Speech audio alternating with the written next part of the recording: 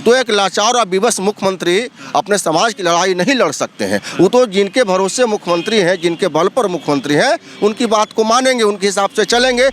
अब चूँकि राष्ट्रीय जनता दल की गोद में बैठ गए हैं, लालू यादव जी के दबाव में काम कर रहे हैं। मतलब कि लालू प्रसाद यादव ने नीतीश कुमार जी पर दबाव बनाकर कुशवाहा हो या कुर्मी हो या दूसरी जाति हैं, इनको जानबूझकर अमीर दिखाया है।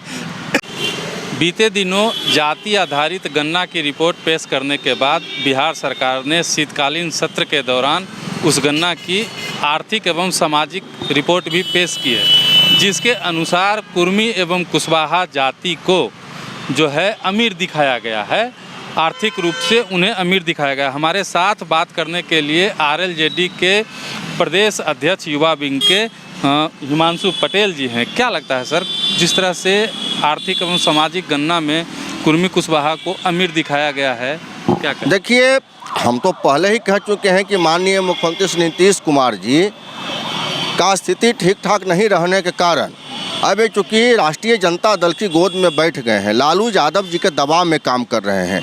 अब ये सिर्फ नाम के मुख्यमंत्री हैं, सरकार का सारा काम है, सारा निर्णय है वो राष्ट्रीय जनता दल के हिसाब से होता है, तेजस्वी प्रसाद यादव और लालू जी के हिसाब से होता है। देखिए, इसमें बहुत बड़ी साजिश है। राष्ट्रीय जनता दल वालों ने, मतलब कि लालू प्रसाद यादव ने नीतीश कुमार जी पर दबाव बनाकर कुशवाहा हो या कुर्मी हो या दूसरी जाति हैं, इनको जानबूझकर अमीर दिखाया है। कुर्मी जाति को जानबूझकर जो है कि इनका गरीबों की संख्या कम दिखाया गया, ताकि इसके बहाने राष्ट्रीय जनता दल अब एक विशेष समुदाय को, मतलब सरकार का ज़्यादा से ज़्यादा बेनिफिट दे सके। तो एक विशेष समुदाय, यादव समुदाय को ज़्यादा से ज़्यादा लाभ देने के लिए कुर्मी समाज, कुशवाहा समाज को अमीर दिखाया गया है। और कोई बात नहीं है, क्योंकि नीतीश कुमार तो बिल्कुल अब पंगु हो चुके हैं ना इन लोगों के सामने, इनका कुछ चलता है नहीं। एक भ्रम था कुर्मियों के बारे में, लोग कुर्मी को गाली देते थे कि बिहार की नौकरी में कुर्मी सबसे अधिक है, और जनता दल को जो हमारे यही आंकड़ा तो पेश किया गया। हाँ, और जनता दल के साथी भी इनमें हामी भरते हैं।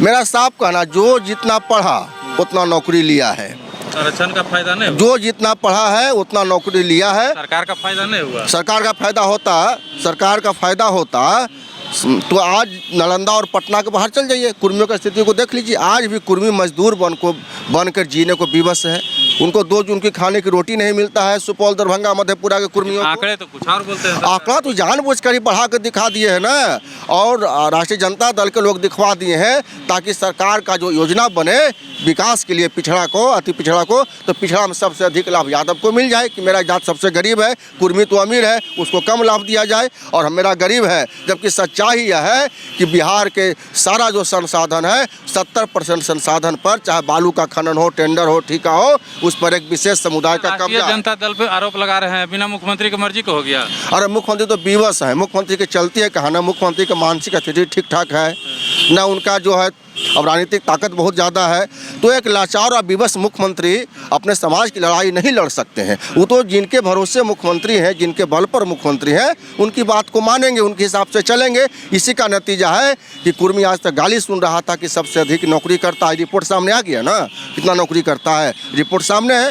तो देखिए, अब जो है राष्ट्रीय जनता दल के द्वारा एक साजिश हो रही है कि नीतीश कुमार को आगे करके कोई कुर्मी अति पिछड़ा की राजनीति को कैसे भविष्य के लिए उसको रोका जाए, उसको कमज़ोर किया जाए। ये सारा साजिश राष्ट्रीय जनता दल के द्वारा किया जा रहा है, नीतीश कुमार को पंगु बनाकर। मतलब आप ये सीधे आरोप लगा रहे हैं कि सरकार में नीतीश कुमार का कुछ नहीं चल रहा है, राष्ट्रीय जनता दल के ही सरकार चला रही है।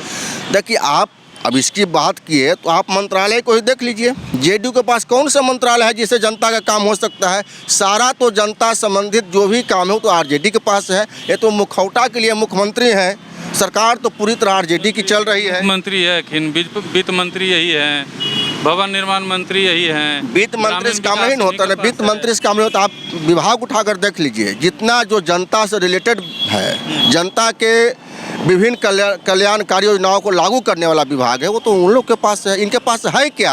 ये तो बस मैंने क्या है, लाचार और विवश मुख्यमंत्री की तरह काम कर रहे हैं। उसी का नतीजा है कि ललन सिंह, जय चौधरी, संजय झा और अशोक चौधरी इनको बस में करके और इनका से मैंने राजनीतिक लाभ ले रहे हैं। और क्या कहेंगे, मतलब ये जो आंकड़ा पेश किया गया है आर्थिक गणना वाला, ये गलत है?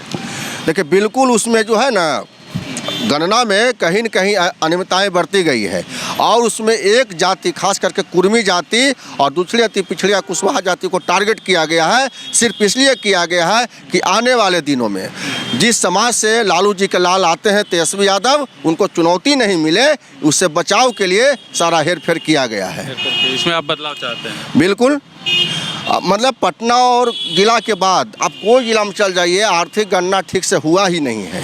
लोग अब बताइए, हमको आज तक कोई नहीं पूछा है कि आपके पास कितना पैसा है बैंक में, आप ही बता दीजिए। हैं? नहीं हाँ, कोई पूछता तब ना। अब देखिए वहाँ जाइएगा तो कहेगा कि आपका गणना हो गया। अरे भैया, तब मेरे पास कितना पैसा है, हमारे पत्नी के पास कितना सोना है, हमारी जो माँ थी उसके पास कितना गहना था, जब हमसे पूछे ही नहीं तो आप कैसे वहाँ लिख दिए?